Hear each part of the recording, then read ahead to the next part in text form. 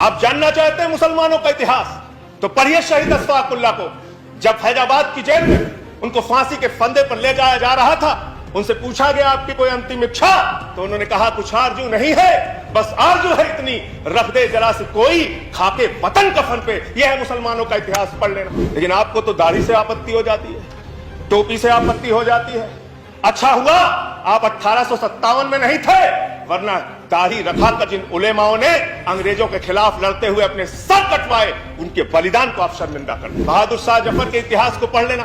उनके बेटों का सर कटवा के रंगून की जेल में उनके सामने रखा गया मान्यवर कि दम दमे में दम नहीं, अब खैर मांगो जान की, ऐ जफर ठंडी हुई शमशीर हिंदुस्तान की। उस बहादुर शाह जफर ने अंग्रेज अफसर को जवाब दिया था, गाजियों में बू रहेगी जब तलक ईमान की, तख्त लंदन तक चलेगी। लोकतंत्र का सर्वोच्च मंदिर है मान्यवर, और इस सर्वोच्च मंदिर में जय श्री राम का कोई नारा लगा रहा है, कोई अल्लाह अकबर का नारा लगा रहा है, कोई जय मां काली का नारा लगा रहा है, कोई राधे राधे का नारा लगा रहा है। आप इन नारों से खुश हो सकते हैं, ये लेकिन धर्म के प्रचार का अड्डा नहीं है, ये मुल्क के संविधान की रक्षा का अड्डा है।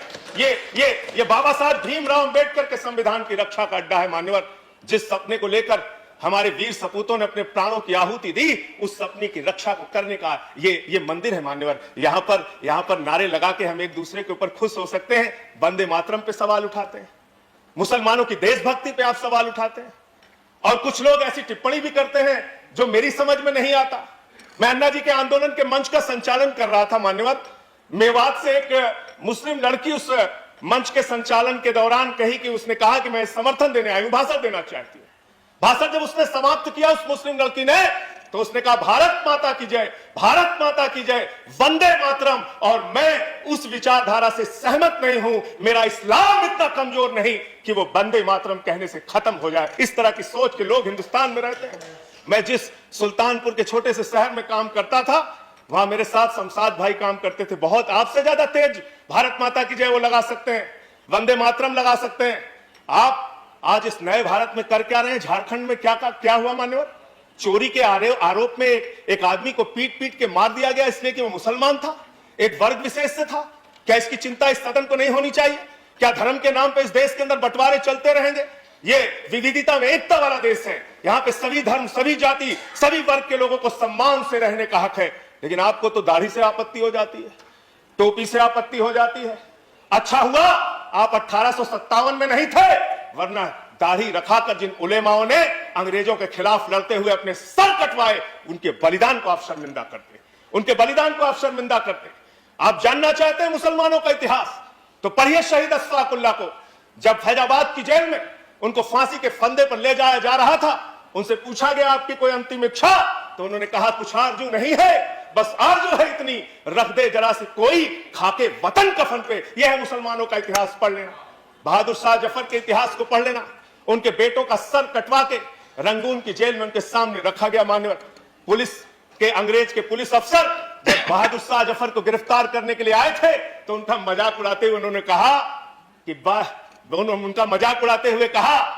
कि दम दमे में दम नहीं, अब खैर मांगो जान की, ऐ जफर ठंडी हुई शमशीर हिंदुस्तान की।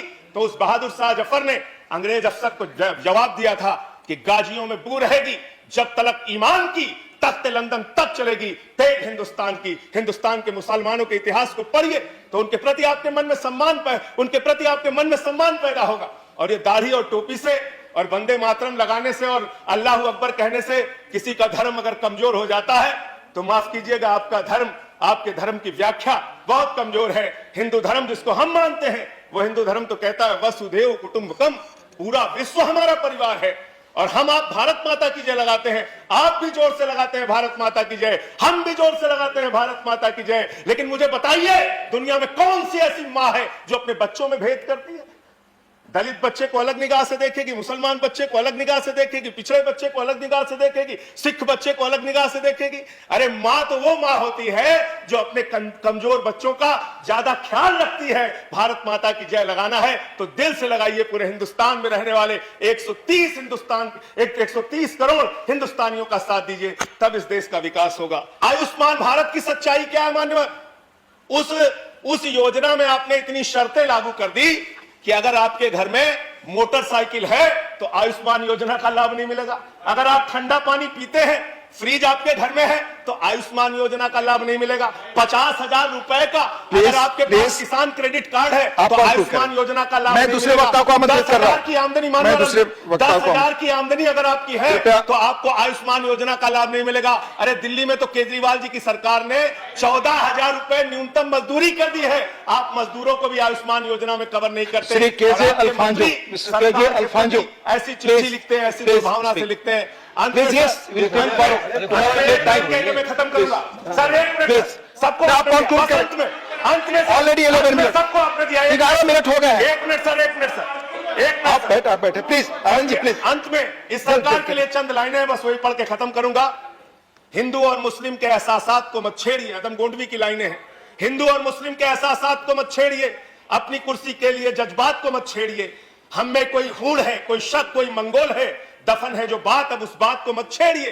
अगर गलतियां बाबर ने की, जुम्मन का घर फिर क्यों जले, ऐसे नाजुक वक्त में हालात को मत छेड़िए एक जंग मिलजुल कर गरीबी के खिलाफ। दोस्तों मेरे मजहबी नगमात को मत छेड़िए।